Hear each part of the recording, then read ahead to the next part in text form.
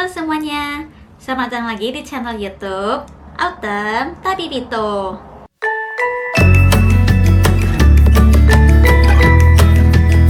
Di video hari ini aku akan ceritain kenapa sih ibu hamil di Jepang itu berat badannya itu nggak boleh terlalu naik drastis. Jadi kalau hamil di Jepang itu setiap kali check up ke dokter kita harus selalu ngecek berat badan, tekanan darah, dan tes urin. Nah, untuk berat badan sendiri itu tidak boleh naik terlalu drastis dari sebelum kehamilan sampai ke akhir kehamilan. Nah, terus kalau mau tahu berapa sih standar kenaikan berat badan yang ideal? Nah, kalau di Jepang mereka menggunakan BMI sebagai acuannya. Nah, untuk hitung BMI atau Body Mass Index itu dari berat badan sebelum kehamilan dalam kilogram dibagi tinggi badan dalam meter dikuadratkan. Jadi misalnya berat badan sebelum kehamilan itu 43 kilo dibagi tinggi badan 1,5 meter dikuadratin, hasilnya itu sekitar 19 komaan. Nah, untuk BMI 19 komaan itu masuk ke BMI yang normal. Untuk BMI sendiri bagi jadi 3 bagian. Yang pertama, BMI yang kurang dari 18,5, BMI 18,5 sampai 25, dan BMI yang di atas 25. Untuk yang BMI di bawah 18,5, kenaikan berat badannya itu sekitar 9 sampai 12 kilo. Untuk BMI 18,5 sampai 25, kenaikan berat badannya sekitar 7 sampai 12 kilo. Sedangkan untuk BMI di atas 25, kenaikan berat badannya itu sekitar 5 kilo. Jadi kalau semakin tinggi BMI kalian, maka berat badan yang diperbolehkan untuk naik itu tuh akan semakin kecil. Untuk kenaikan berat badan per minggu dari pertengahan kehamilan sampai ke akhir kehamilan itu disarankan 300 gram sampai 500 gram per minggu. Nah, tapi angka itu cuma kayak jadi panduan atau guide buat kita sih.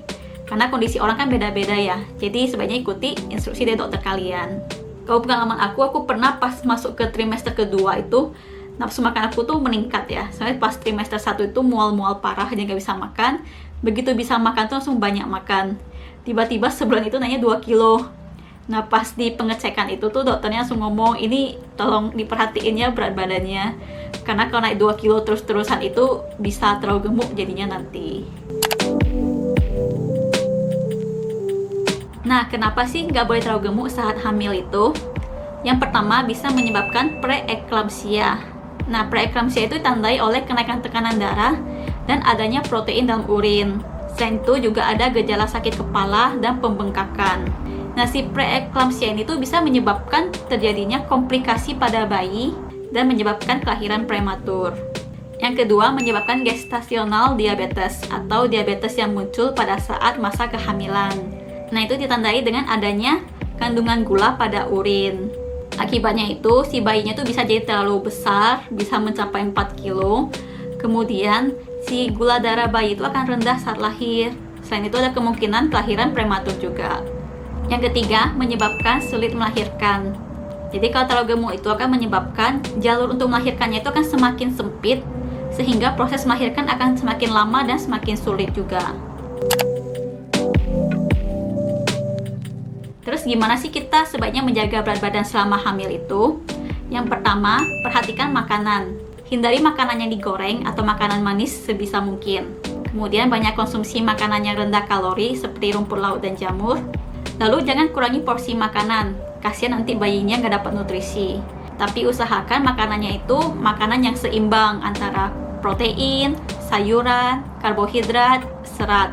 Jadi usahakan makanan yang kalian makan itu mengandung nutrisi yang diperlukan untuk perkembangan bayi.